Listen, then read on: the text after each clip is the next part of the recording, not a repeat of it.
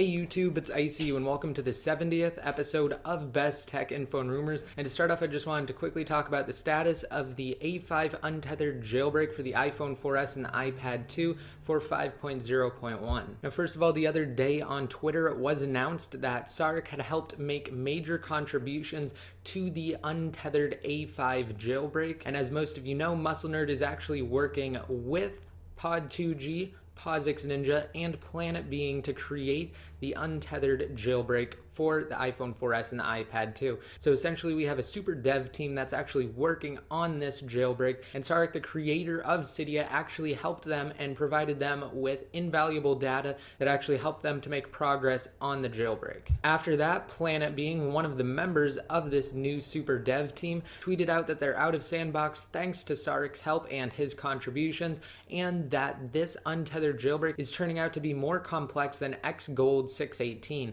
And for those of you that don't know, he's basically just comparing the complexity of this jailbreak to that of the iPhone 4 and GSM model iPad 2's baseband.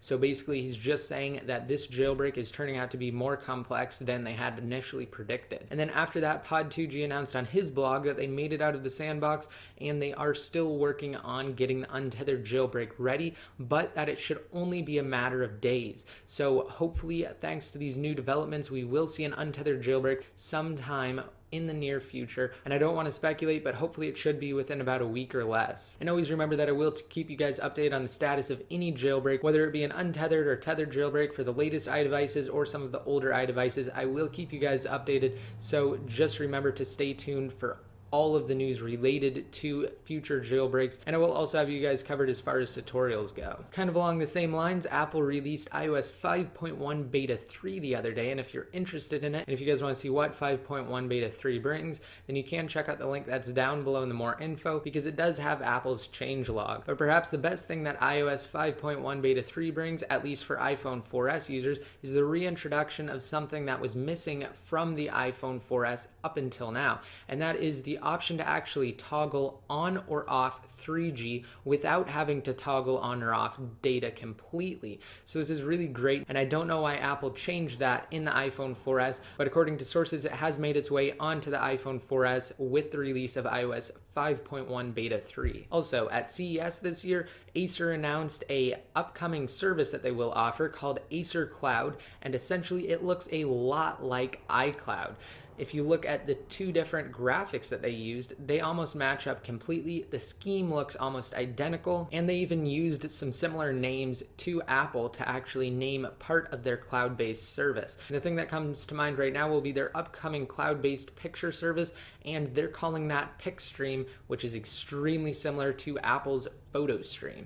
And if you guys want to check it out more, I will have a link to that down below in the more info. Also, OnLive announced a new service that they offer, and that's basically streaming a virtual machine to a mobile device. And for those of you that don't know, OnLive has actually been streaming console games to things like mobile devices, computers, and TVs for quite some time now, and they're actually starting to expand and go into different aspects of cloud streaming. And like I said, with their new service, they will actually be able to stream virtual machines to mobile devices, and eventually they will add support for things like Android-based devices and actual computers in the near future. With this service, you'll be able to have Windows essentially on your iPad, and basically the advantage of using OnLive over something else such as VMware or Parallels is that you actually do not have to have a host. It streams it to you from their host, so it's all hosted on their servers. So if you guys want to learn more about OnLive's new service and you want to figure out how it works and the structure that they have set up for the service, then you can check out the post that's down below. Another awesome thing that was announced at CES this year was Liquipel and Zag's new technology. They offer the same thing, however it's slightly different,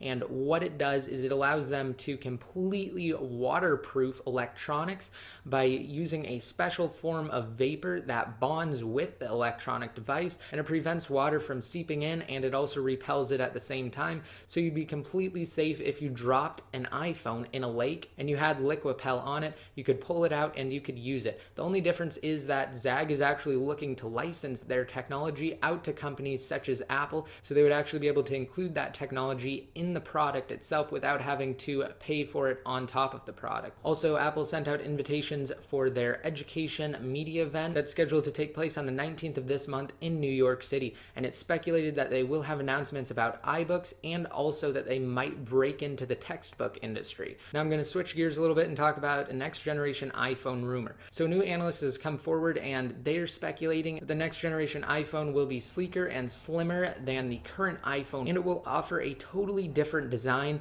while also offering a new type of Qualcomm chip that will allow it to operate on all 4G LTE and 3G networks. So this would definitely be some great advancements in the next generation iPhone, and I have all the details on the post that's on my website. And probably the coolest thing that was actually demonstrated at CES this year was Samsung's upcoming smart window technology. And at this point you're probably wondering what a smart window is. Well, the name itself is actually a good descriptor of what it offers. Basically, it's a new form of window that will be capable of accepting touch input and displaying different bits of virtual information on the window itself, and you'll be able to interact with it. It will be kind of like a tablet window.